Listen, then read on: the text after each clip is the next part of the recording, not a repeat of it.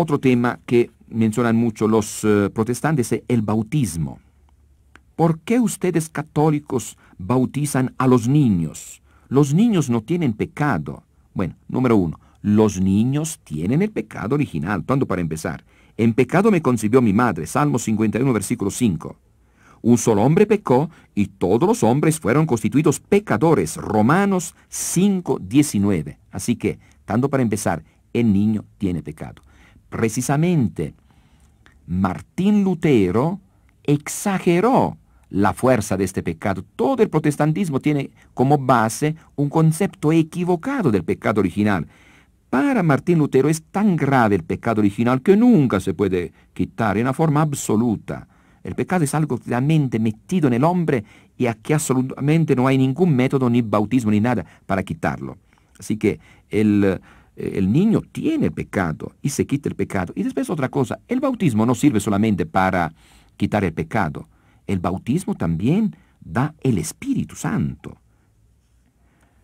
Encontramos también el ejemplo de Jesús.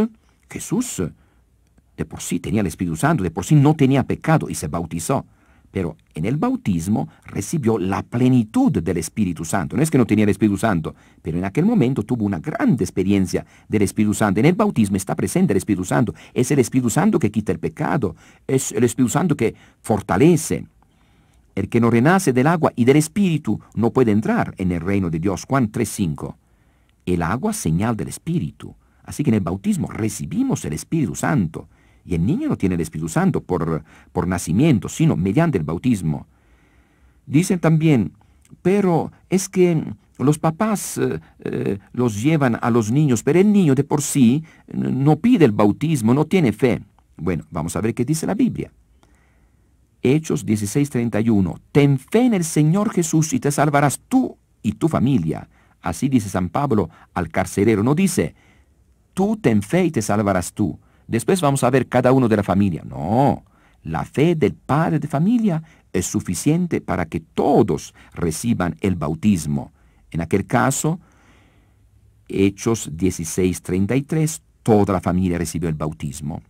Todos, quiere decir grandes, chiquitos, esclavos, servidores. Esta era la familia según el sistema romano.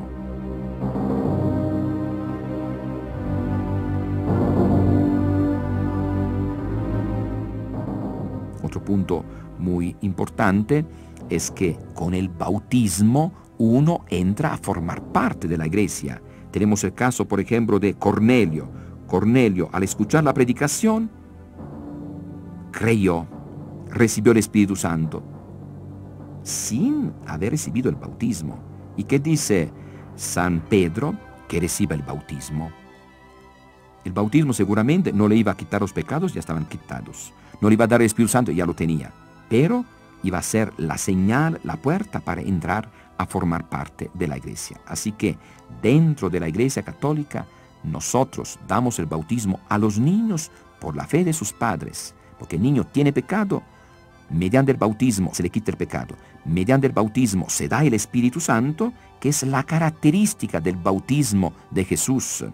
Y tercero, uno entra a formar parte de la iglesia. Dicen los hermanos separados, pero Jesús se bautizó a los 30 años. Pero Jesús no tenía pecado. Es otra cosa lo de Jesús. Jesús no dijo, vayan y bauticen a los 30 años. No dice que el día de Pentecostés se bautizaron toda gente de 30 años. No, es un error. Además hay que distinguir bien en el bautismo de Jesús. El bautismo de agua es el bautismo de Juan, que se hizo a los 30 años en el río.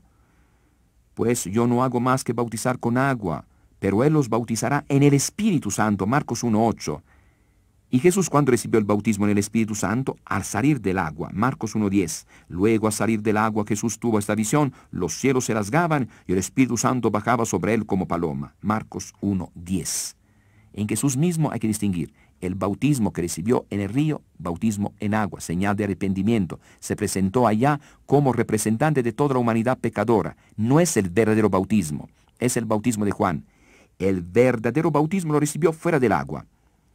Al salir del agua, recibió el Espíritu Santo. Este es el verdadero bautismo. Y los apóstoles, ¿cuándo recibieron este bautismo en el Espíritu Santo? En el cenáculo, ni una gota de agua. ¿Por qué? Porque el fuego o el agua son símbolos del Espíritu.